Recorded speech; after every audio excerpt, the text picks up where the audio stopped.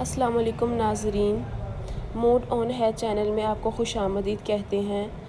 آج کی کہانی کا آغاز کرتے ہیں۔ ایک آدمی کو سارے گاؤں والے ٹڈی کہہ کر پکارتے تھے۔ آدمی نے تنگ آ کر اپنا گاؤں ہی چھوڑ دیا اور دور کسی دوسرے گاؤں آباد ہو گیا۔ آدمی نے اپنی بیوی سے کہا کہ ادھر لوگ مجھے ٹڈی کہتے تھے مگر اس گاؤں کے لوگ مجھے اپنا پیر بنا لیں گے۔ بیوی نے حیران ہو کر پوچھا، ایسا کیسے ممکن ہے؟ آدمی نے بیوی سے کہا کہ جاؤ چودھری کے گھر سے اس کی بیٹی کا سونے کا لاکٹ چوری کر کے لے آؤ۔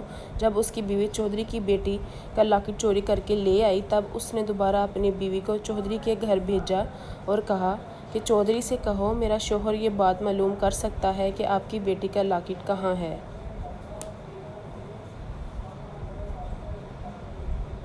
اس دوران ٹڈی نے لاکٹ چودھری کے گھر کی چھت پر پھینک دیا اور جب چودھری ٹڈی کے گھر آیا تو ٹڈی نے بتایا کہ چوری آپ کی نوکرانی نے کی تھی مگر بعد میں ڈر کی وجہ سے لاکٹ گھر کی چھت پر پھینک دیا۔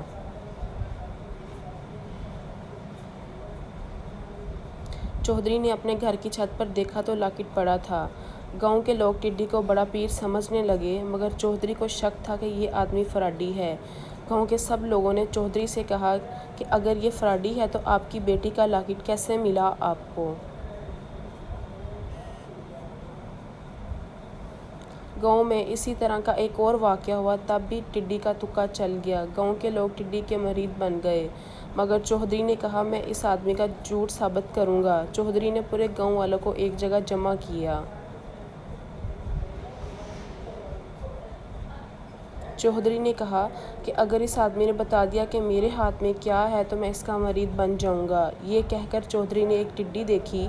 چودھری نے اسے پکڑنے کی کوشش کی مگر وہ ہاتھ نہ آئی۔ دوبارہ پکڑنے کی کوشش کی مگر پھر بھی ہاتھ نہ آئی۔ تیسری کوشش پر وہ ٹڈی پکڑی گئی۔ چودھری نے ٹڈی کو اپنی مٹھی میں بند کیا اور لوگوں کے ہجوم کی طرف چل پڑا اور اس آدمی سے پوچھا کہ بتاؤ میری مٹھی میں کیا ہے؟ اگر تم نے بتا دیا تو میں تمہارا مرید بن جاؤں گا۔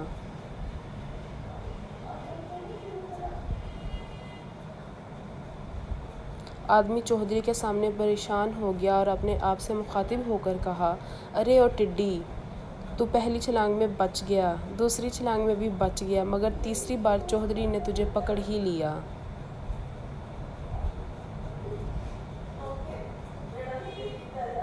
یہ سن کر چودھری اس کے قدموں میں گر گیا اور کہا کوئی مانے یا نہ مانے مگر آج سے تو میرا پیر و مرشد ہے اور میں آپ کا پکا مرید ہوں۔